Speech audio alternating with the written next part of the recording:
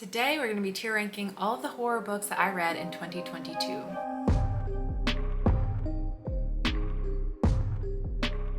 Surprisingly, horror was my largest category of books that I read this year. It even beat out thrillers by a couple of books, which I believe is the first time that's ever happened. I think I was just reading a lot more short form horror this year, a lot of novellas, and so that ended up making me have a lot of horror novels by the end of the year. But yeah, this is one of my favorite ways to reflect on the year, see what my new favorites are, really remember everything I read or what I don't remember that I read. I just did this for thriller books as well, so I'll have that video linked down below if you want to check out my tier ranking for all the thriller books I read this year. But today we're talking horror books, so let's jump on in. I'm not going to explain the tiers to you. I feel like you can understand what they mean, but It Delivered, I will say, is one that I feel like I need to explain, and I specifically use that language, like It Delivered, versus fun times, which I use for thriller books in this category, because sometimes horror books aren't fun times, especially some of the ones that I read this year that were disturbing or covered sensitive subject matter, and it would feel weird to call them fun times. But this is the category of books that did what they were setting out to do, that I thought were good, that tackled a subject well. They delivered what they said they were going to deliver. So that's the only one I'll explain. But otherwise, I feel like you can understand where we're going with all of this. And we're just gonna start in order of what's popping up on my screen. So first we have 1922 by Stephen King.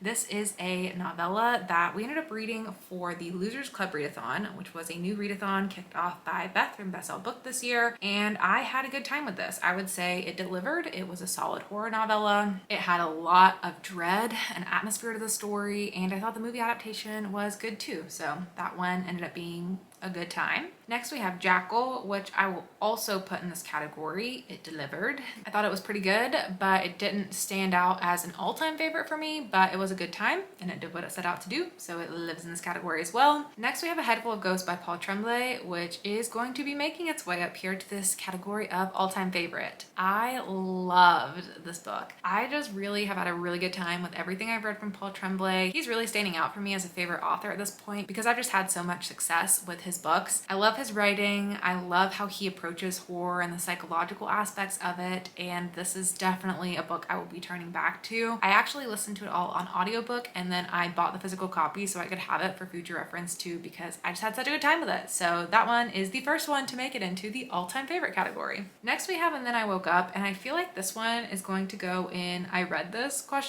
Because it's a book that I definitely forget about. It's a dystopian novella that had an interesting concept, but didn't really stand out for me. Didn't really fully understand what I was reading most of the time, and it took me a minute to comprehend, and isn't one that is very memorable for me. Next we have Anybody Home, and this one I feel like is kind of between It Delivered and Nope, Not For Me. I will say it started as a Nope, Not For Me. It took me a while to get into this one, but the second half was really good, and then I loved what the book was doing and the message that it was bringing into the story, so I feel like I'm gonna have to call it It Delivered. It's a story about home invasion, and it's told from the perspective of a seasoned home invader who is talking to you and teaching you how to execute a home invasion, which was a really interesting concept. It was really slow to get into, but by the end of it, I really did have a good time with that one. Similarly, we have Any Man by Amber Tamblyn. This one also is going to go in It Delivered, and this is one of the books that makes me form this category because this is a very disturbing book. I would not call this fun times. It's not an enjoyable read,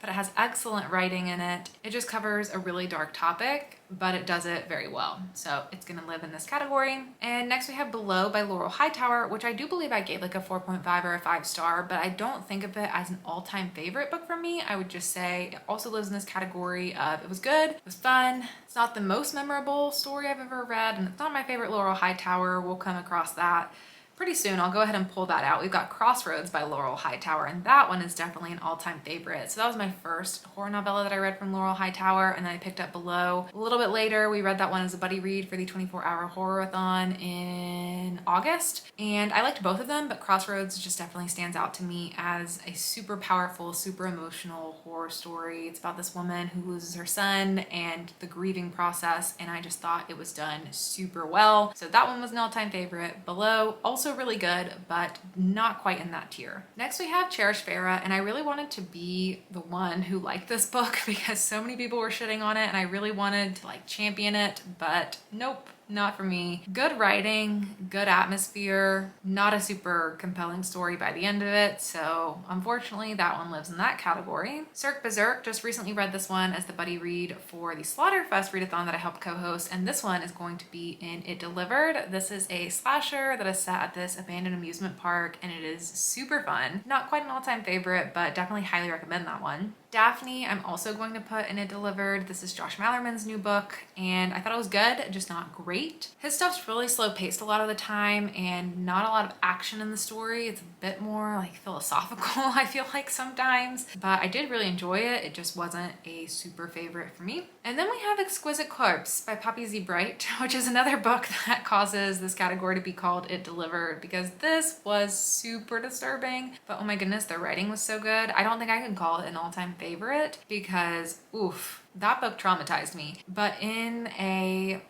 not a fun way, but not in a bad way. If you get it, you get it, but if you don't, I don't blame you. I understand.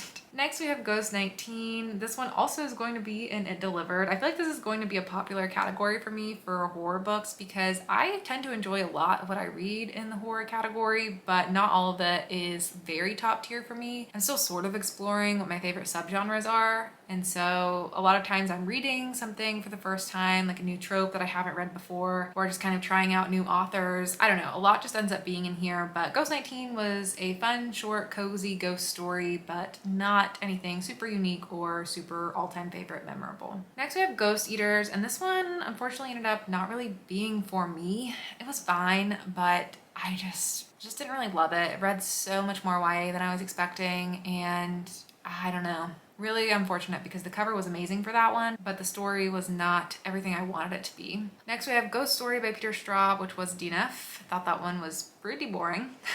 Next we have Gone to See the Riverman, and this one I'm also going to put in It Delivered. That was one of the books I read in my video where I read disturbing horror books that I had seen recommended on TikTok, and oh boy, it was disturbing, all right. Wasn't expecting it to go the direction it did, but it went there. Next we have Hidden Pictures, and at the time of you watching this video, I don't know if you know what I think about Hidden Pictures yet because I just recently read this for a vlog that I'm working on, and I don't think the vlog's going to be done before this video goes out. So I think this might be the first time you're seeing me talk about Hidden Pictures, and I kind of want to leave you hanging to see what I think about it because this has been a book that a lot of people have been praising all year. A lot of people wanted me to read it. And so I think it's gonna be really interesting to see my experience with that book. I'm just gonna say, I'm gonna put it in this category and I'm not gonna say anything else about it. And I'm gonna say, stay tuned, subscribe, and hit the notification bell so you can see that vlog when it comes out. Next we have House of Hunger. This one I really enjoyed. I'm gonna put that in It Delivered. Great atmosphere, a good kind of cozy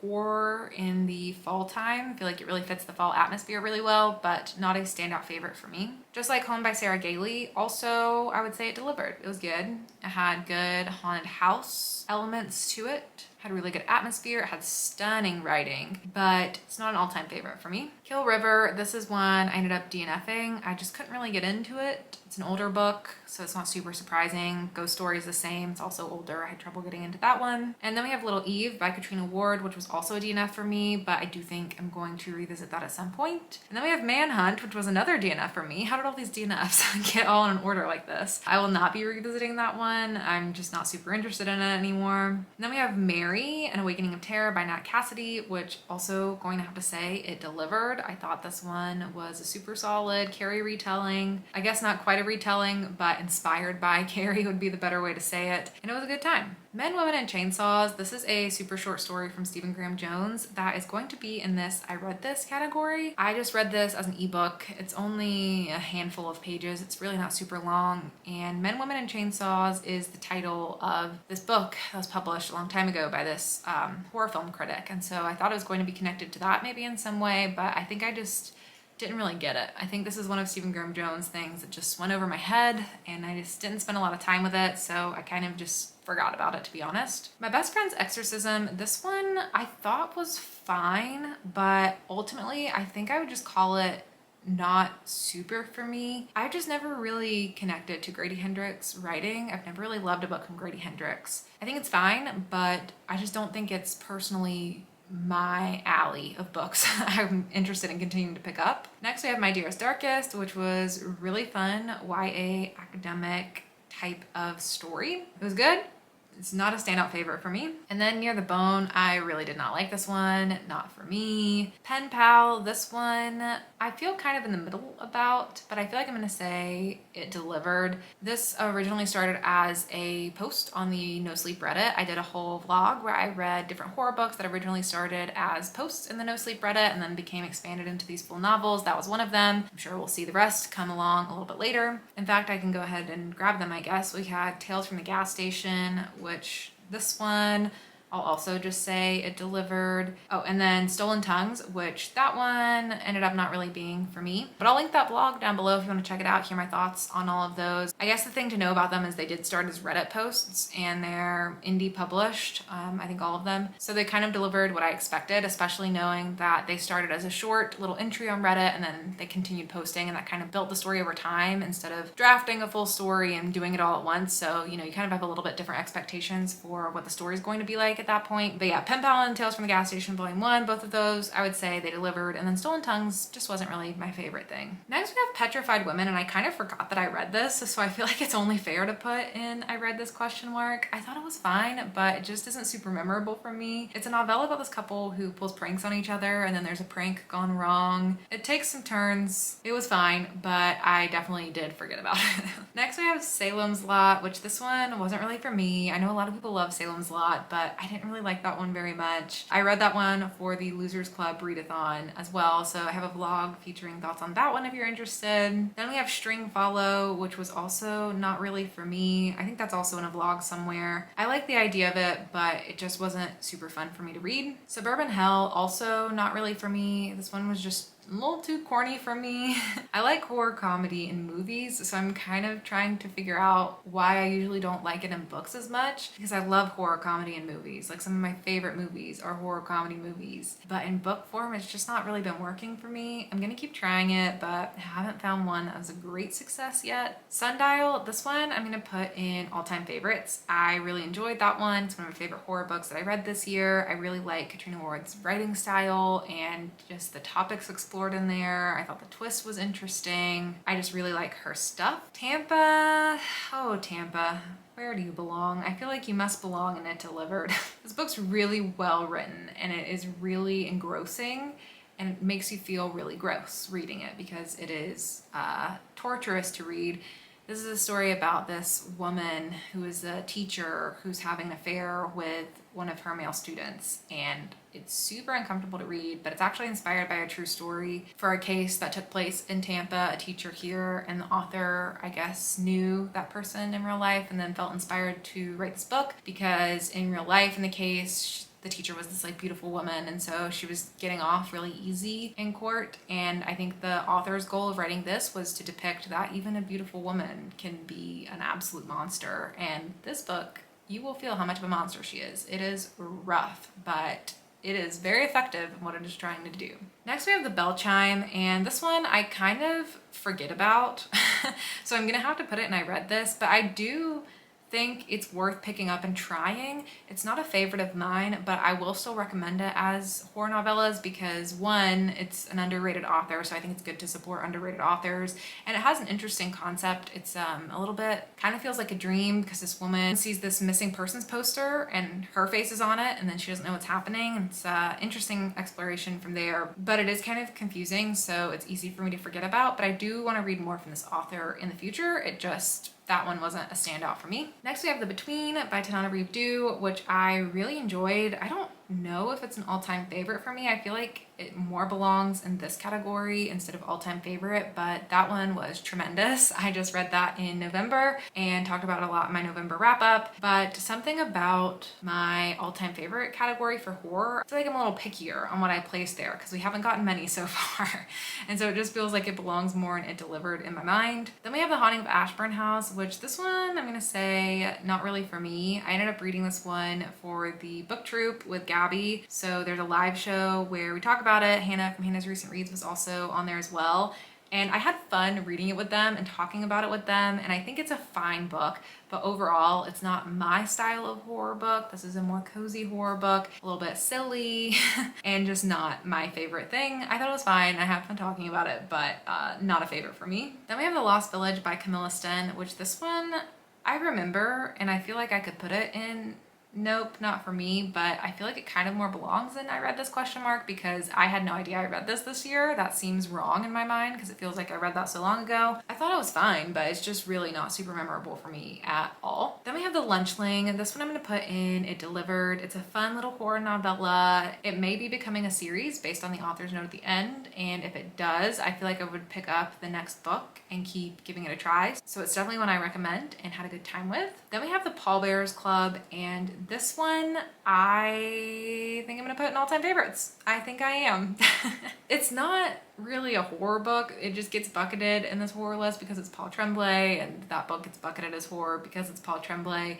This is more of a psychological examination of friendship is what I describe it as, but I really liked that one. I know a lot of people really didn't, but I thought it was really fun. Next we have The Patient by Jasper DeWitt, which was a fun little novella that I thought was good, just not great. Next we have The Wasp Factory, which was a DNF for me. I did not like the writing style and I couldn't look past it. Next we have The Way to Blood, which was really good. That one's also going to go in It Delivered. I read that one, I believe, in October. That is also a retelling of Carrie, and Tiffany D. Jackson did a great job retelling it, bringing it into modern times, bringing in new layers and new themes into the story. So I thought it was really good. This Thing Between Us by Gus Moreno. This one also I think I'm gonna put in this category.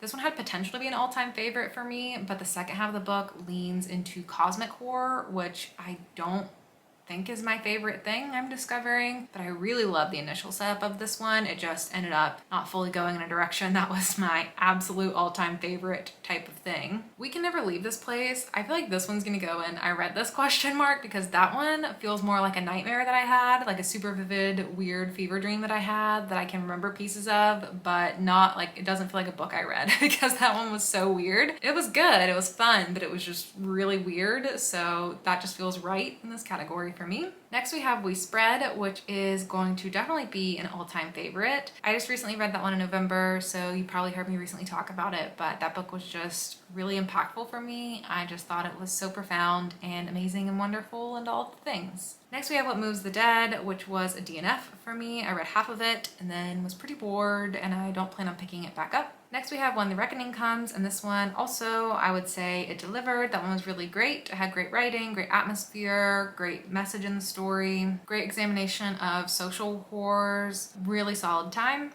And then we have You've Lost a Lot of Blood, which honestly I feel like kind of also goes in this category with the other Eric LaRocca book, because they're just so weird. They just kind of live in this weird place in my brain. I really love Things Have Gotten Worse Since We Last Spoke. Like that's a standout all-time favorite for me, which I read in 2021, but these two are just like these weird fever dream experiences that I had.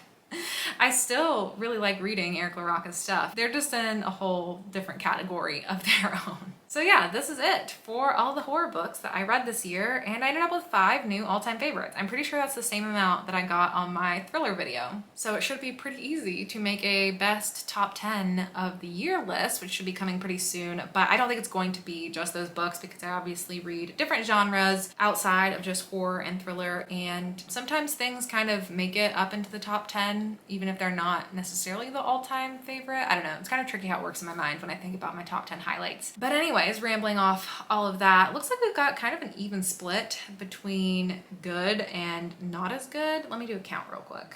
Okay, so we actually have more in the top sections than we do in the bottom. So overall, I'm still doing a good job, enjoying most of the horror books I read, which is great. I was saying this in the tier ranking thrillers video as well, but it really just has been a really good reading year. I'm really understanding more of my taste. I'm putting down books I'm not enjoying as much, doing a better job selecting things that I'm gonna be interested in, doing a better job being less critical on books and letting myself just enjoy them without overthinking them. So this was really fun. I really love looking back at all the books in this way. It's a really fun way to look back at books you kind of I forgot about, but were good times when you read them, and just get them all organized in your mind at the end of the year. Let me know down in the comments below if anything surprised you along the way, anything that is an all-time favorite for me and not for you, or anything I rated lowly that you love. Let me know and we can chat about it down below. And don't forget to subscribe and hit the notification bell for many more videos coming in December. But that is it for me. Thank you so much for watching, and I'll see you all in my next video. Bye!